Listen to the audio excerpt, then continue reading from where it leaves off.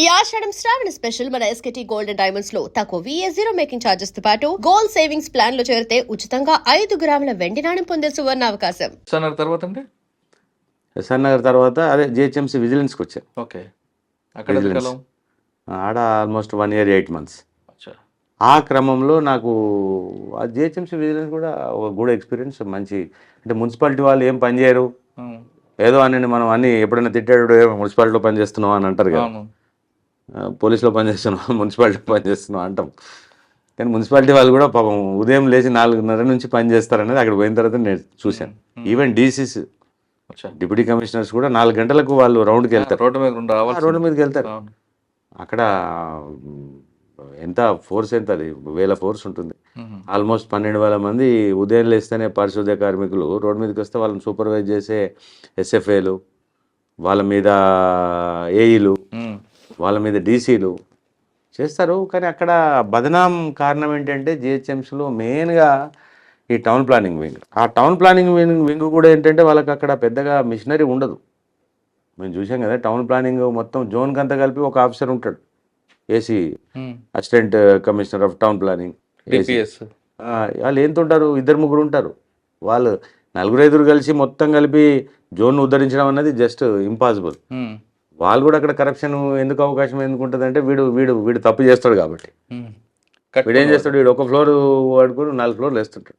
అది కరెక్ట్. 60 గజాలలో 6 ఫ్లోర్లు వేస్తుంటే ఇంకేమంటాడు వీడు. వీడు కూడా ఏం చేస్తాడంటే వీళ్ళు పోయిన వాళ్ళు ఎక్కడైతే నడుస్తుందో అక్కడ నడిపిస్తారు, ఎక్కడైతే నడవదో అక్కడ నడిపారు పాపం వీళ్ళు. పోరు ఎక్కడైతే నడవదో వాళ్ళు అక్కడ రిటర్న్ వచ్చేస్తారు. అన్నిటి దగ్గర కరప్షన్ ఏమి ఉంటుంది, కరప్షన్ అన్ని దగ్గర ఏమి ఉండదు. ఆయన ఏం తీసుకుని వస్తారు అంతే, తీసుకున్న దగ్గర అమికబుల్ వేలో నడిపించుకుంటుంటారు. రియల్గా హైడ్రా అనేది చాలా అసలు రిక్వైర్డ్ టు ది హైదరాబాద్. ప్రజలకు ఒక చట్టము, టౌన్ ప్లానింగ్ యాక్ట్ ఉంది, ఒక జిహెచ్ఎంసీ అనేది మర్చిపోయారు అందరూ, మున్సిపాలిటీస్ మర్చిపోయారు. వాడు ఇంక ఉల్టా వాడు ఏడుపేముంటుందంటే నన్ను కట్టుకొనియట్లేదు అంటాడు. వీడు తీసుకునే పర్మిషన్ ఎంత, వీడు కడుతుంది ఎంత. 50 గజాలలో 6 ఫ్లోర్లు కడుతుంటే మా దగ్గర ఇప్పుడు SRNRలో బాపు నగర్ అని ఉంటుంది. 50 గజాల్లో 5 ఫ్లోర్లు 6 ఫ్లోర్లు బిల్డింగ్లు ఉంటాయి అక్కడ. ఎంత అన్యాయం ఇది. అందులో ఏమన్నా ఫైర్ యాక్సిడెంట్ అయితే కనీసం ఎంట్రీ కూడా కొట్టలేము మన లోపలికి. సెట్ బ్యాక్ ఉండదు కదా, ఏముండదు అందులో. 40 feet రోడ్లు అవి. 40 feet కాదు, 40 feet ఎక్కడిది, 7-8 ఫీట్లు ఉంటాయి. మీరు గట్టిగా మోటార్ సైకిల్ పోతుంది లోపలికి, అంతే, కారు కూడా పోదు అక్కడ.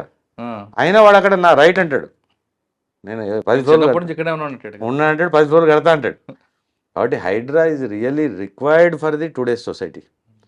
కానీ అది మధ్యలో కొద్దిగా మీ వాళ్ళు బాగా బదనాం చేశారు. కానీ నిజం కూడా అంటే పేదవాళ్ళు బదనాం చేయలేదు. కానీ అంటే స్టార్టింగ్ లో ఒక అనుమానం ఉంది, కానీ ప్రెసెంట్ అయితే అది హైడ్రా రియల్లీ రిక్వైర్డ్.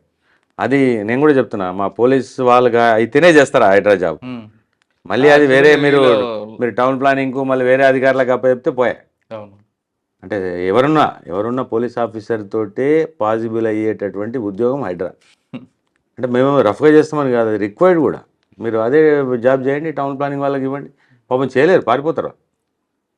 అంటే మీ ట్రైనింగ్ వేరు అన్నీ ఉంటాయి కదా. అన్నీ ఉంటాయి, మాకు తట్టుకునే తత్వం ఉంటుంది. నిజం, ఇప్పుడు మంచి ఫోర్స్ ఇచ్చారు అక్కడ. సార్ అక్కడ నుండి విజిలెన్స్ నుంచి ప్రమోషన్ వచ్చిందా?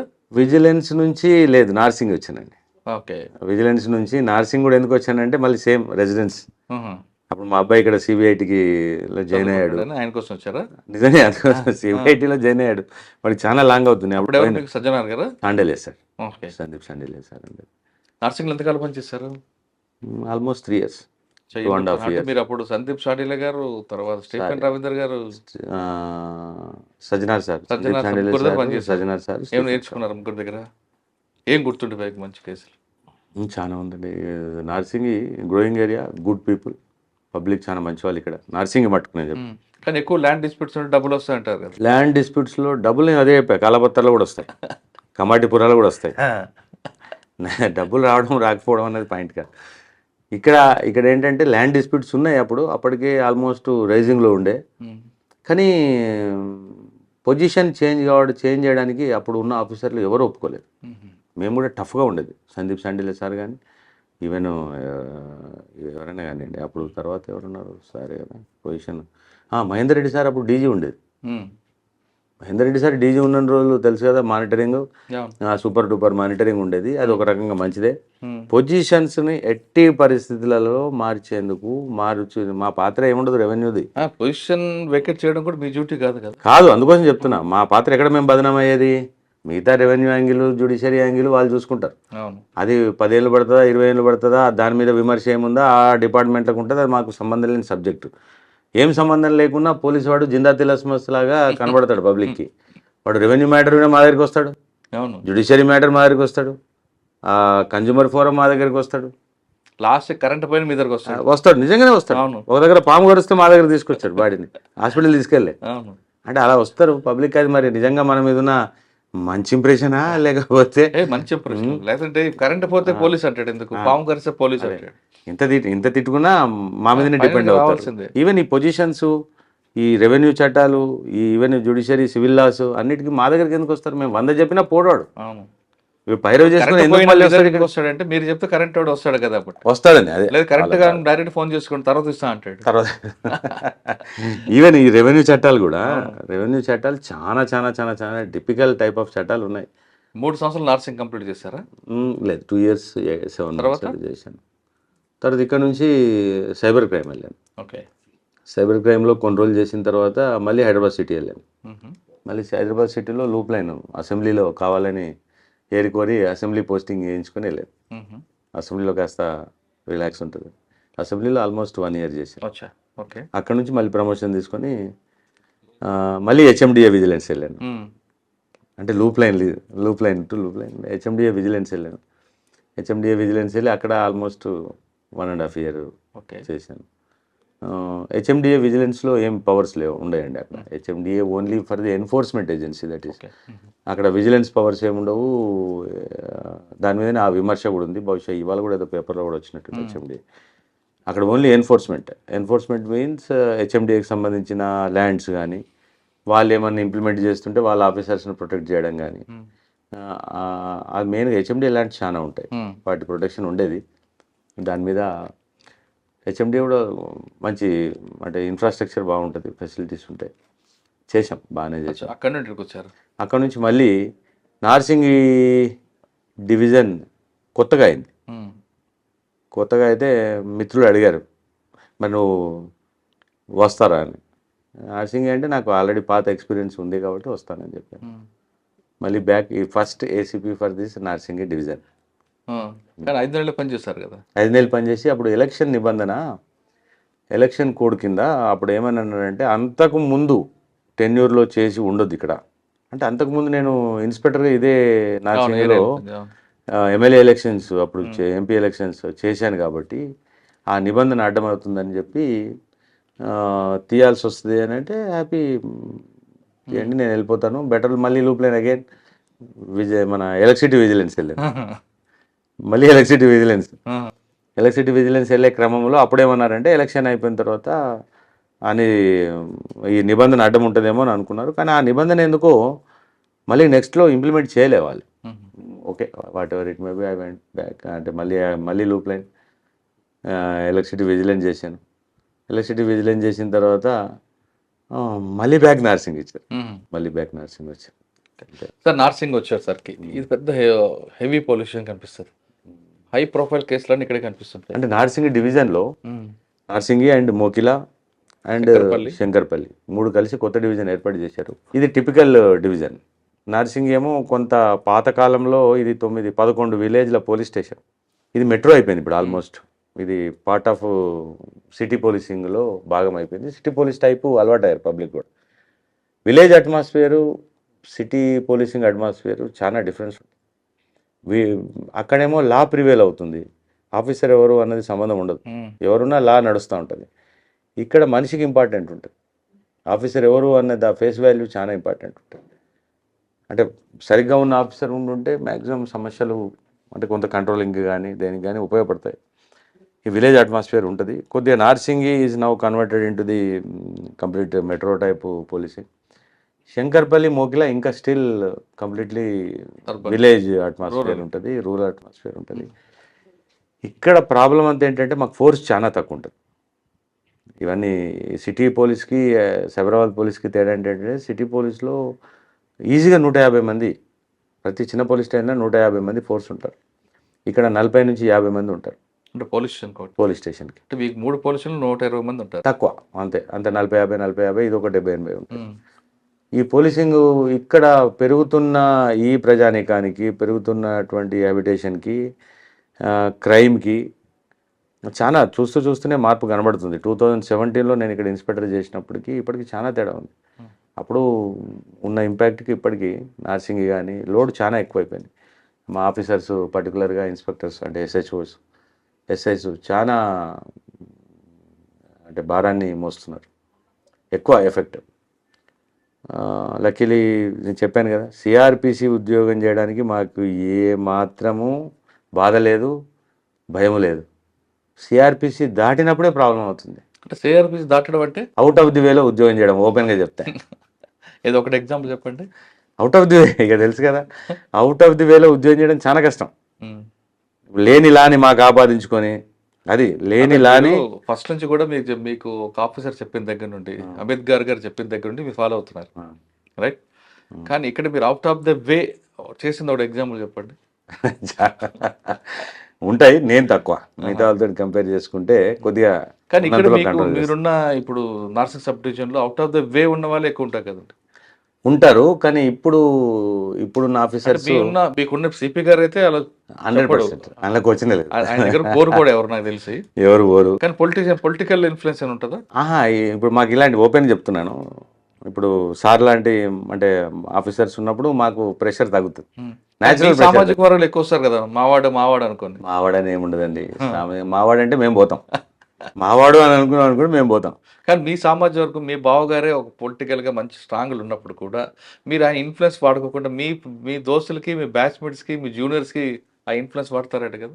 కానీ మీ వరకు వాడుకోరు, మిగతా వాళ్ళు వాడిస్తారట కదా. మానవ సహజంగా ఉండేది అంటే వాడితే వాడుండొచ్చు, కానీ మీరు వాడుకోరట కదా. అది అవసరం కూడా పడలేదు నాకు నిజం కూడా. ఎప్పుడు ఆల్వేస్ ఆఫీసర్సే సపోర్టింగ్ ఉన్నారు, ఈవెన్ హైయెస్ట్ లెవెల్లో ఉన్న వాళ్ళు సపోర్టింగ్ ఉన్నారు, అందులో నో ఇష్యూ. కానీ సాటిస్ఫాక్షన్ అనేది మీరు అన్నట్టు ఇప్పుడు ఇది అంటే open talk me with you, I'm telling. Satisfaction అంటే మన షాన్లో ఫరక్ వచ్చినప్పుడు ఎంత ఏమున్నా అది వేస్ట్. పోలీసింగ్లో మనం చేస్తున్న ఉద్యోగానికి మనం నష్టం చేసినప్పుడు, అంటే మనము డిసాటిస్ఫై అయినప్పుడు, తెలంగాణలో షాన్ మే జాన్ గయేతో పర్వానే మగర్ షాన్ మే ఫరక్ నయానా, జాన్ గయేతో పర్వానే మగర్ షాన్ మే ఫరక్ నయానా. ఎదుటోడు ఎవడన్నా ఉండండి, if at all I'm right I'm strong. ఎదుటోడు రిక్షా పుల్లర్ కానివ్వండి, ఎదుటోడు ఎంత పెద్దోడన్నా కానివ్వండి. If at all I'm wrong I'm weak. ఎదుటోళ్ళు ఎంత చిన్నోడైనా నేను సారీ చెప్తాను. తప్పు గిట్ట నేను లీగల్గా I'm telling the legal, what is wrong, what is right as per the లీగల్గా నేను తప్పు చేయను. నాకు తెలిసి నేను 100% లీగల్గా తప్పు చేయాల్సిన పని ఉంటే, మీరు అన్నారు కదా, నా బంధువులైనా నేను ఒప్పుకోను, నా దోస్త్ అయినా ఒప్పుకోను. లీగల్గా రైట్ ఉంటే right, okay, I can't do anything. ఇక్కడ ఎప్పుడు రాలేదా మీకు అవుట్ ఆఫ్ ద వే చేయమని? వస్తాయి, చాలా వస్తాయి, చెయ్యం, మొహమాటం లేకుండా చెప్తాను, చెయ్యం. సార్ ఇక్కడ మీకు చాలా ప్రెజర్ కేసులు వచ్చాయి, ఒక జానీ మాస్టర్ కానీ ఒక రాస్తారు. వీటికంటే ప్రెషర్ చాలా ఉంటాయి. మెయిన్ ప్రెషర్స్ మాకు ల్యాండ్ రిలేటెడ్ ఇష్యూస్లలో ఉంటాయి. ఏదో 1-2 సందర్భంలో మేము వినాల్సి వచ్చినా మాకు టోటల్గా మా అసంతృప్తి ఉంటుంది లోపల. లీగల్గా చేయలేకపోయామనే బాధ ఉంటుంది. అందులో క్వశ్చన్ లేదు. సిపి గారు ఒప్పుకోరే, రూల్ ఆఫ్ లా అంటాడు కదా. 100% మేము కూడా ఒప్పుకోము, అందులో క్వశ్చన్ లేదు. సార్ వాళ్ళ ఫాదర్ దగ్గరే పనిచేసాం, అక్కడే నేర్చుకున్నాం, ఇక్కడ కాదు. అవును, అక్కడే నేర్చుకున్నాం. నేను చెప్పే కదా, మహంతి సార్ దగ్గర, ఏకమహంతి సార్ దగ్గర పనిచేసాం. సిఆర్పిసి తప్ప మేము ఉమేష్ షరాఫ్ దగ్గర నుంచి నేర్చుకున్నామండి. సిఆర్పిసి నేనని కాదు, సిటీలో పనిచేసిన, ఇది ఇంత అంటే గొప్పగా కూడా చెప్పగలుగుతున్నాం, సిటీలో పనిచేసిన most of the officers bind by the law అలవాటు అయి ఉంటుంది. అప్పుడు మాకు నిజంగా కూడా నిన్న మొన్నటి వరకు అక్కడ ఏం ఇన్ఫ్లుయెన్స్ ఏం లేదు, యాజ్ పర్ ది లానే పనిచేసాం. ఇక్కడ వస్తే మాకు వచ్చేది ఎక్కువ ఇన్ఫ్లుయెన్స్ ఏంటి, ల్యాండ్ పొజిషన్స్ మీదనే ఇన్ఫ్లుయెన్స్ వస్తుంది. ప్రతి ఒక్కడు దొంగడు కూడా వచ్చి నేనే పొజిషన్లో ఉన్నా అంటాడు. అవును, ఇప్పుడు వాడు 10 రోజుల్లో వచ్చి కంప్లైంట్ ఇన్ఫ్లుయెన్స్ ఉంటాడు, అక్యూజ్డ్ పార్టీ ఇన్ఫ్లుయెన్స్ ఉంటాడు. ఈ ప్రజలు ఎలా తట్టుకుంటారండి? ప్రెజర్ ఏంటి, లా as per the law only. Pressure ఏముంది, ఇప్పుడు మాకు ఉన్న స్టాండర్డైజ్డ్ ప్రోగ్రామ్ ఏముంటుంది. ఇప్పుడు మీరు అన్నట్టు ల్యాండ్ పొజిషన్స్లే మాకు ఇష్యూ. అవును, అందులో టైటిల్ డిస్ప్యూట్ మీద మేము శాస్త్రాన్ని ఏం చదవం లేదు. దాంతో ఇప్పుడు 20 ఏళ్ళు 30 ఏళ్ళు తెగని వాద్యం ఏదైనా ఉంటే అది మా దగ్గర 2 రోజుల్లో తెగుతాం అనుకోవడం మూర్ఖత్వం. అవును, దానికోసం ఇక్కడ మన వాళ్ళు ఏం అడ్డదారి దొక్కేది ఏంటి? పొజిషన్లో నేనున్నా అని అడ్డమైన ఆర్గ్యుమెంట్ చేస్తారు. ప్రతి ఒక్కడు ఏముంటాడు? అక్యూడ్ నేను ఉన్నా అంటాడు, కంప్లైంట్ నేనే ఉన్నా అంటాడు. ఎంత అన్యాయం ఇది. అదే ఆ హెడేక్ ఎలా పోయి భరిస్తున్నారట? అంటే ఇప్పుడు కొద్దిగా మోడర్న్ టెక్నాలజీ కూడా వచ్చింది, గూగుల్ ఇవంతా ఉంది కాబట్టి ఈవెన్ గూగుల్ మ్యాప్స్లలో పోతే, గూగుల్ ఎర్త్ మ్యాప్లో పోతే పొజిషన్లో ఎవడన్నా ఉందా లేదా అని ఒక 3 months బ్యాక్ పోయి చూసుకుంటే అక్కడ ఏముందో కనబడుతుంది. 6 months బ్యాక్ ఏముందో అది మంచి టెక్నిక్. ఇప్పుడు ఇంతకుముందులాగా నేను 6 నెలల కింద కట్టాను అంటే కేసుల కన్నా ల్యాండ్ ఇష్యూలోనే హెడేక్ ఉంటుంది. ల్యాండ్ ఇష్యూలోనే హెడేక్ అండి, మిగతాది పెద్దగా. సరే, జానీ మాస్టర్ కేసు చెప్పండి. జానీ మాస్టర్ కేసులు ఇవన్నీ మాకు ఎక్కడ టెక్నికల్గా ప్రాబ్లం అవుతున్నాయంటే, జానీ మాస్టర్ కేసు అయినా ఏదైనా ఎప్పుడైతే నిర్భయ యాక్ట్ అమెండ్మెంట్స్ వచ్చాయో, ఈవెన్ ఇండియన్ ఎవిడెన్స్ యాక్ట్లో కానీ, తర్వాత ఈవెన్ డెఫినేషన్ ఆఫ్ ది రేప్లో కానీ, ఈ 2 తేడా వచ్చింది నిర్భయ యాక్ట్ తర్వాత. ఎప్పుడైతే ఆ అమెండ్మెంట్ వచ్చిందో అప్పటి నుంచి మేము కొంత టిల్టింగ్ టువర్డ్స్ విక్టిమ్ కంప్లైంట్ అనేది కంపల్సరీ అయిపోయింది. I can't judge by sitting in my chair, వాళ్ళు అట్లా వీళ్ళు ఇట్లా నేనేం చెప్పలేను. Complaint is the complaint, that's it. Complaint వచ్చింది అంతే, ఎవిడెన్స్ లేదు దానికి, అయిపోయినట్టే. చేసింది అని ఒకవేళ కంప్లైంట్ వచ్చింది అంటే ఐ కాంట్ సిట్ అంటే ఫైనలైజింగ్ ఇన్ మై చైర్, కాదు ఇది కాదు అనేందుకు నాకేం అధికారం లేదు. కాబట్టి మా వాళ్ళు ఖచ్చితంగా ఆ కంటెంట్ ఆఫ్ ది కంప్లైంట్ని బట్టి ఖచ్చితంగా కేసు రిజిస్టర్ చేస్తారు. కేసు రిజిస్టర్ చేసిన తర్వాత ఇక next course of action will shift to the court. Court ఎట్లా యాక్షన్ తీసుకుంటే. కేసు యాక్చువల్గా రాయదుర్గం పోలీస్ స్టేషన్కి వచ్చింది ఫస్ట్. అక్కడ వారం రోజులు ఉన్న తర్వాత మీ దగ్గరకు వచ్చింది. ఫస్ట్ అక్కడ వాళ్ళు అక్కడ ఉండేవారు అనుకుని రాయదుర్గం పోలీస్ స్టేషన్లో ఉన్నప్పుడు ఎక్కడ లీక్ కానీ ఆ కేసు నార్సింగ్ పోలీస్ స్టేషన్ వచ్చిన వెంటనే బయటికి ఎలా లీక్ అయిందండి? లీక్ కాదు, అది ఎఫ్ఐఆర్ అయితే అది ఓపెన్ డాక్యుమెంట్. ఇప్పుడు మేమేమి ఏది హైడ్ చేసి అంటిల్ అన్లెస్ ఏమన్నా స్పెసిఫిక్ ఇంపార్టెన్స్ ఉంటే హైడింగ్ అని పెడతాం కదా. ఆ 99.9 కేసెస్ మా దగ్గర ఓపెనే ఉంటాయి. కానీ కొన్ని కేసుల్లో ఇంపార్టెంట్ కేసు ఉంది అనుకోండి, ఎఫ్ఐఆర్ రిజిస్టర్ చేస్తే బయటికి లీక్ అవుతుందని కొన్నిట్లలో పెడతాం. అది ఆ విధంగా నేను పెట్టారా? దీన్ని పెట్టలేదు. ఇప్పుడు ఏమవుతుందంటే జానీ మాస్టర్ అనే అతను ఎవరో మాకు తెలియదు, ఆ అమ్మాయి ఎవరో తెలియదు, నిజం కూడా తెలియదు మాకు. ఎవరు జానీ మాస్టర్ ఎవరు? సినిమాలు మేము చూసి బంద్ చేసి చాలా ఏళ్ళైంది. మాలాంటి వాళ్ళకు ఏం తెలుస్తుంది? అమ్మాయి కంప్లైంట్ కంటెంట్ మీద వెళ్తాం. కంటెంట్ మీద వెళ్ళినప్పుడు అక్కడ ఇప్పుడు అది మీడియా పాయింట్ ఆఫ్ వ్యూలో ఇంపార్టెంట్ కేసేమో కానీ మా దాంట్లో రొటీన్ కేసు అది. అవును, కానీ అంతకన్నా ముందు రాజ్ తరుణ్ కేసు వచ్చింది. రాజ్ తరుణ్ కేసు కూడా నోటీస్ ఇచ్చి జానీ మాస్టర్ని అరెస్ట్ చేశారనేది ఒక వివాదం. లేదు, అది ఏం ఫస్ట్ ఏం చూస్తుంటే అందులో కేసులో ఐఓ గడే ఇమినెంట్ పవర్స్. ఐఓ ఇన్వెస్టిగేటింగ్ ఆఫీసర్కు సిఆర్పిసిలోనే ఆ అధికారాలు ఉన్నాయి. పోలీసులో 3 రకాల అధికారాలు ఉంటాయి. ఒకటి ఎంటైర్ పోలీస్ పవర్స్ అంటే constable to commissioner, and IO powers investigating officer powers. Third is the SHO station house officer powers. అంటే స్టేషన్ హౌస్ ఆఫీసర్ మీద కూడా నేను స్టేషన్ హౌస్ ఆఫీసర్, నా పైన డీసీపీ గారు స్టేషన్ హౌస్ ఆఫీసరే, సిపి గారు స్టేషన్ హౌస్, అందరం ప్రివేల్ అవుతాం. ఈ 3 పవర్స్ కింద డిఫరెన్సెస్ ఉంటాయి. ఐఓ ఒకవేళ ఇటు వ్యక్తి విచారణకు హాజరవుతాడు, ఇన్వెస్టిగేషన్కి ఇంటర్ఫియర్ కాడు, ఎవిడెన్స్ని ఇన్ఫ్లుయెన్స్ చేయడు అని వీడు అనుకుంటే వాడు 41 నోటీస్ ఇస్తాడు, 41A నోటీస్ ఇస్తాడు.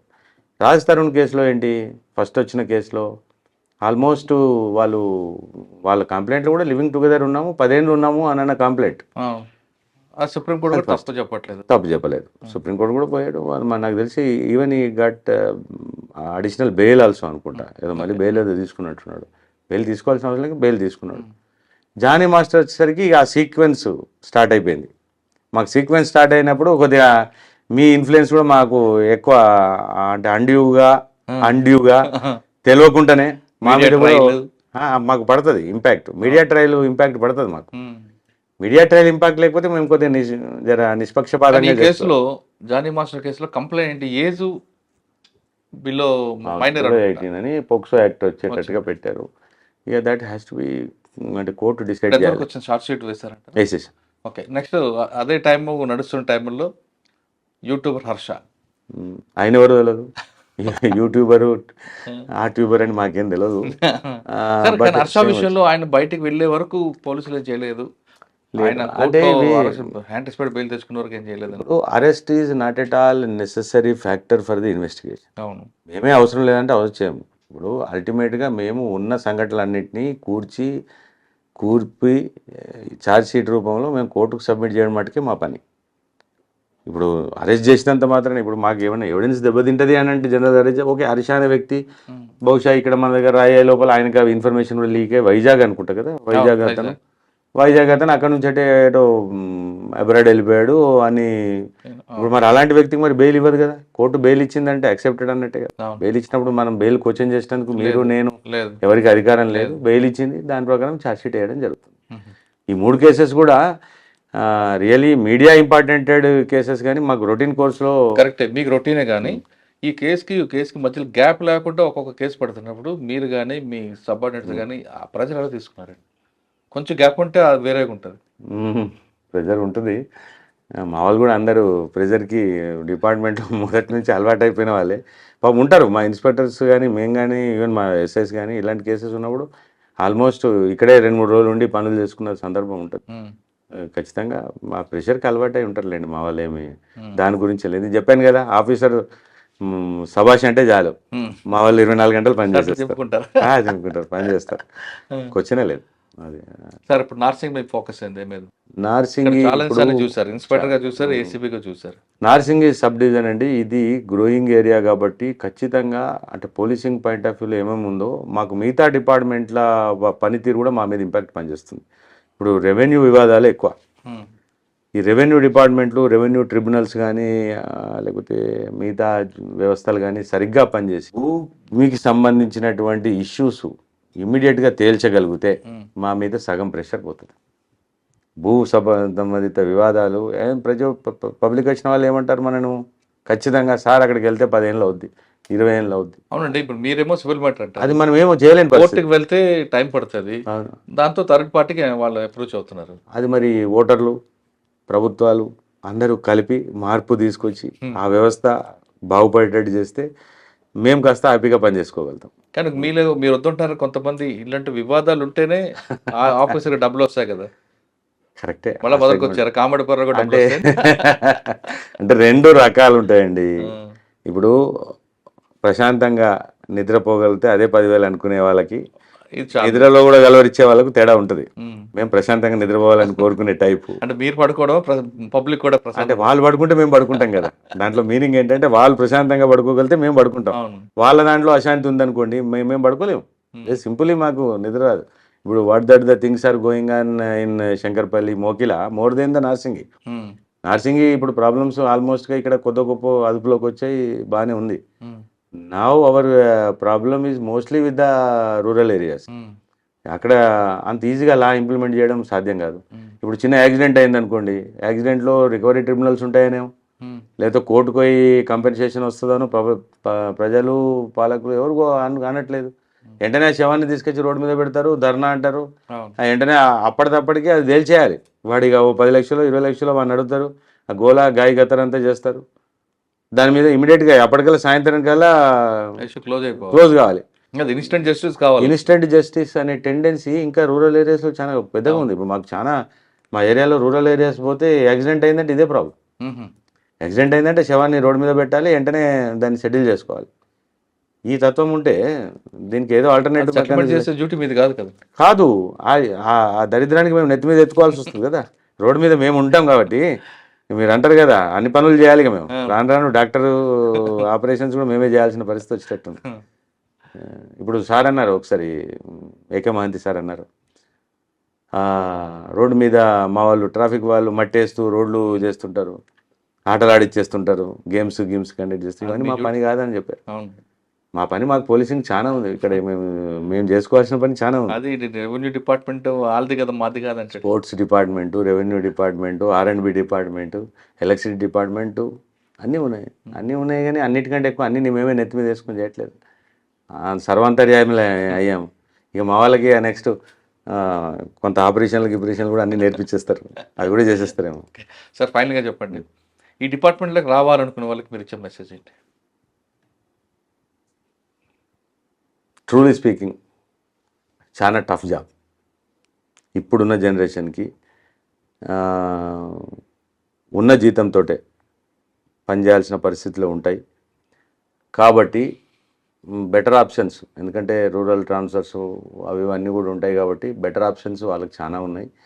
కానీ అలా అని చెప్పి ఈ ఆప్షన్ ఎవరు ఎంచుకుంటారు అని అనుకుంటే రూరల్ బ్యాక్గ్రౌండ్ ఉన్న రూరల్ ఫోకే ఈ జాబ్స్కి వస్తారు. డిగ్నిఫైడ్ జాబే మనం చేసుకున్నది. ఎప్పుడైతే నేను చెప్పాను చూడండి, when we are right we are strong, when we are wrong we are weak. Right. This the simple principle to the all the staff. మన ఉద్యోగం మనం చేసుకున్నన్ని రోజులు, యాజ్ పర్ ది లా పనిచేసినన్ని రోజులు, అంటే CrPC whatever the BNSS, ఎవరికి భయపడాల్సిన అవసరం లేదు. మన ఉద్యోగం మనం మంచిగా గల్ల ఎగరేసుకుని చేసిపోవచ్చు. ఎప్పుడైతే మనం కక్కుర్తి పడతామో, ఎక్కడైతే మనం తప్పు చేస్తామో దాన్ని మనం ఆపాదించుకొని మిగతా వాళ్ళ మీద ఏడవడం వేస్ట్. కాబట్టి నీతి నిజాయితీగా మనము సబ్జెక్ట్ ఉండి మన పని మనం చేసుకున్నన్ని రోజులు హ్యాపీయెస్ట్ జాబు చేయొచ్చు. ఈ మధ్య ఈవెన్ ఆఫీసర్స్ రికగ్నిషన్ కూడా బాగానే ఉంది, శాలరీస్ కూడా బాగానే ఉన్నాయి. జాబ్కి రావడానికి అంటే వెనకకి తగ్గి వేరే మిగతా వాటికంటే కొద్దిగా ప్రైడ్ ఉన్న జాబ్, సాటిస్ఫాక్టరీ జాబే. కాబట్టి యూత్ పర్టికులర్ ఇప్పుడు వచ్చేవాళ్ళు కూడా చాలామంది అంత ఎడ్యుకేటెడ్, హైలీ ఎడ్యుకేటెడ్ వస్తున్నారు. కొద్దిగా quality and character is most and most important. Character ఉంటే అన్నీ ఉంటాయి, క్యారెక్టర్ ఉంటే అన్నీ ఉంటాయి. కాబట్టి ఆ క్యారెక్టర్ని దృష్టిలో పెట్టుకొని వస్తే జాబ్ సాటిస్ఫాక్టరీ ఉంటుంది. పబ్లిక్ సేవ చేయాలంటే the best platform police department అంటున్నారు రమణ గౌడ్ గారు. ఈ డిపార్ట్మెంట్లో కేవలం లా అండ్ ఆర్డర్ కాదు, ఏ సమస్య సామాన్యుడికి బాధ వచ్చినా ముందు తలుచుకునేది పోలీస్. అంటే దేవుడు తర్వాత ప్రయారిటీ ఇచ్చేది పోలీస్. కాబట్టి ఇందులో చాలా మంచిగా సర్వీస్ చేయొచ్చు. కానీ ఆ వచ్చిన వ్యక్తికి క్యారెక్టర్ చాలా ఇంపార్టెంట్. ఆ క్యారెక్టర్ ఉందంటే మీకు మీ కుటుంబాలకు కానీ తర్వాత కానీ అదొక ప్లాట్ఫామ్గా కంటిన్యూ అవుతుంది. ఎక్కడైతే మీరు నీతిగా, నిజాయితీగా, నిబద్ధతగా లేకపోతే అది ఒక మచ్చగా మాత్రం మీకు ఉండిపోతుంది అంటున్నారు రమణ గారు. ఇది ఈ వారం రమణ గారితో ఎక్స్క్లూజివ్ ఇంటర్వ్యూ. వచ్చే వారం మరో గెస్ట్తో మళ్ళీ కలుద్దాం. అంతవరకు నమస్తే. Thank you sir. Thank you very much. Thank you.